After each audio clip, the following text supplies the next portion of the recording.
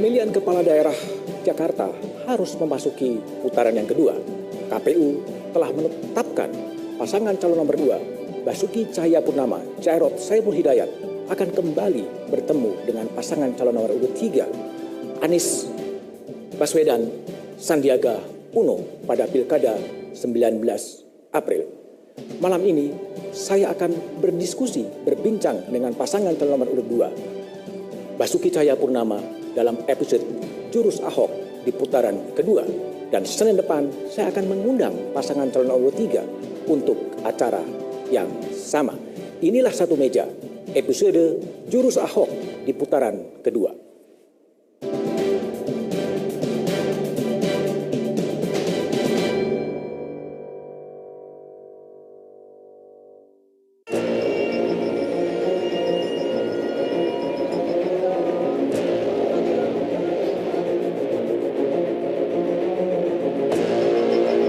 Pilkada DKI Jakarta usai sudah, putaran pertama. Dua pasang calon Ahok Jarot dan Anies Sandi resmi melenggang menuju akhir kontestasi.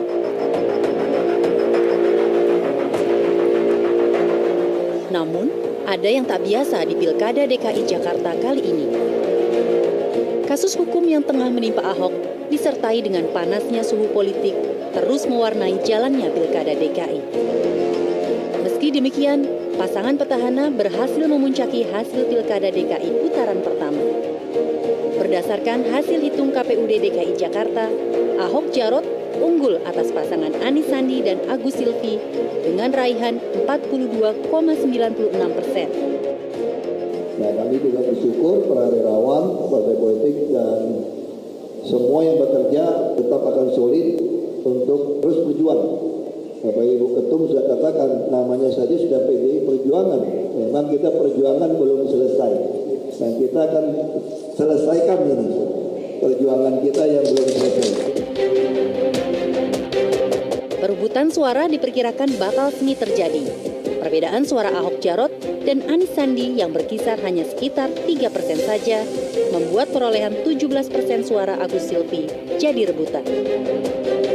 Lobi politik terus dijalankan. Demi kursi DKI 1, mesin partai terus bergerak menambah amunisi. PDI Perjuangan gencar mencari dukungan. Pendekatan pun sudah dilakukan dengan PKB. Sementara Golkar mencoba membuka komunikasi dengan Partai Demokrat, penyokong utama Agus Silvi. Pintu putaran kedua di depan mata. Namun, langkah memenangkan Ahok Jarot bisa jadi tak sederhana.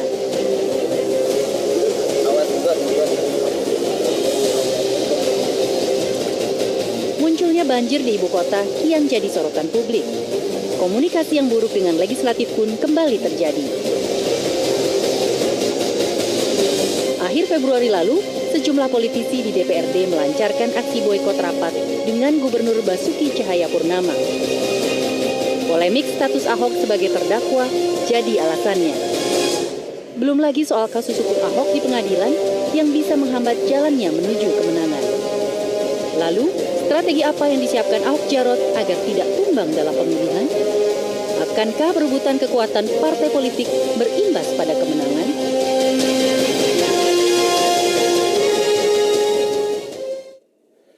Pak Ahok, perjuangan belum selesai.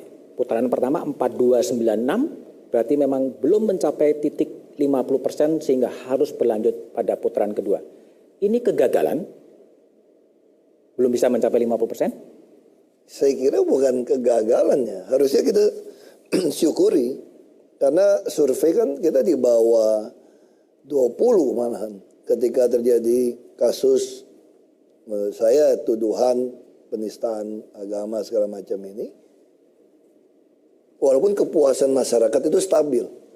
Sejak saya jadi gubernur itu kepuasan masyarakat itu 70-75. 70-75? Ya, artinya kan stabil. Nggak pernah turun dari 70 survei. Tapi kenapa bisa anjok 20% lebih? Karena orang yang mendengarkan tuduhan-tuduhan yang tidak saya niat lakukan gitu. Oke, 4296 ini sesuai dengan ekspektasi Anda sebagai gubernur petahana dan calon gubernur? Malahan di awal banyak yang bilang sama saya begini, kalau Anda nggak mau pakai ini, nggak mau pakai tim ini, kamu bisa nggak lolos putaran kedua katanya. Pakai tim ini tuh pakai tim apa? Maksudnya bayar konsultan ini, bayar ini, macam-macam kan. Oh, ditawarin? Tawarin, kalau tidak pakai mungkin Anda bisa gagal masuk putaran kedua. Sekarang Anda Pak Ahok pakai Lalu saya konsultan? bilang begini, saya justru pengen lihat kalau nggak pakai ini itu dapatnya berapa gitu. Oh, Ternyata lumayan juga dipercaya orang Jakarta, masih 40, hampir 43 sebetulnya. ya 4296. Ya. Jadi Pak Ahok betul tidak pakai konsultan sama sekali? Ya kan kita kan jalan kan dengan tim partai yang segala macam. Kita betul-betul tim yang istilah orang ya kurang profesional atau apa mereka anggap gitu kan. Partai-partai cukup solid, mesin-mesin partai cukup solid bekerja di bawah. Betul. Tidak semua partai bekerja full juga. Tidak semua partai. Iya, karena kan memang juga dari sisi keuangan juga kita batasi. Orang yang nyumbang juga kita stop juga. Saya berpikir ini ada beberapa cara gitu. Kalau kita nggak akan terlalu banyak acara juga nggak terlalu efektif kok. Saya kira masalah utama di Pilkada ini adalah bukan soal program. Semua orang tahu hasil kerja kita, semua orang puas. Yang jadi masalah itu kan orang tiba-tiba menganggap saya ini dianggap musuhnya Islam, musuhnya ulama. Kan itu yang dilempar ke lapangan kan. Nah, kalau kembali soal mesin partai, kenapa mesin partai itu tidak bergerak cukup optimal sebetulnya? Banyak partai bergerak, tapi kan masing-masing kan beda. Masing-masing beda. Individu. Ada partai yang penuh juga bergerak. Tapi kalau Pak Ahok menilai sendiri ya, tingkat partisipasi politik hampir 77% cukup tinggi itu dalam sejarah Jakarta. Kalau tidak ada dibatasi orang milih, saya kira bisa nyentuh 80% partisipasi pemilih. Tidak dibatasi itu sebuah policy. Bukan, artinya itu kan ada oknum KPPS yang katanya dia nggak mengerti aturan. Sampai jam 1 tidak boleh pilih. Itu kan membatasi hak pilih orang sebetulnya.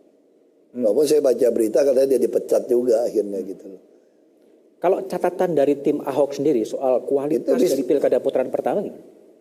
Bagi kami ya KPU tidak profesional ya laporan dari tim SES. Tidak profesional. Iya, karena selain C6, saya kebetulan lama di Komisi 2. Saya juga pernah pilkada di Belitung Timur, pernah ikut di Babel. Jadi pola lama diulang lagi. Jadi sebetulnya kalau Anda sudah terdaftar di DPT, ya kasih saja C6-nya. Kalau dulu memang lebih parah. Kalau tidak ada C6, walaupun ada KTP nggak bisa milih. Sekarang ada KTP boleh milih karena ada IKTP.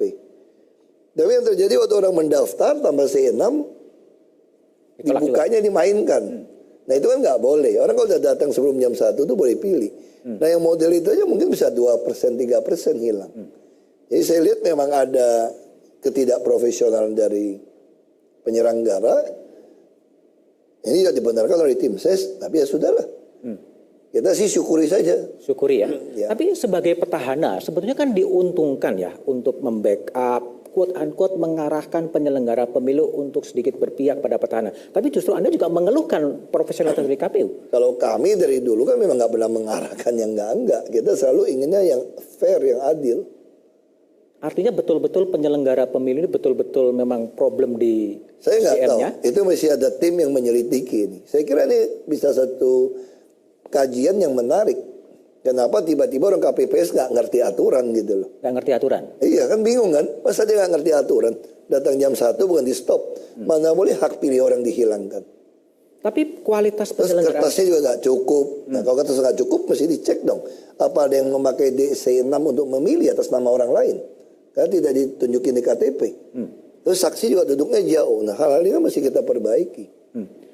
Keluhan terhadap penyelenggaraan pemilu datang juga dari pasangan Pak Ahok, tapi juga ada pasangan dari Pak Anies sebetulnya.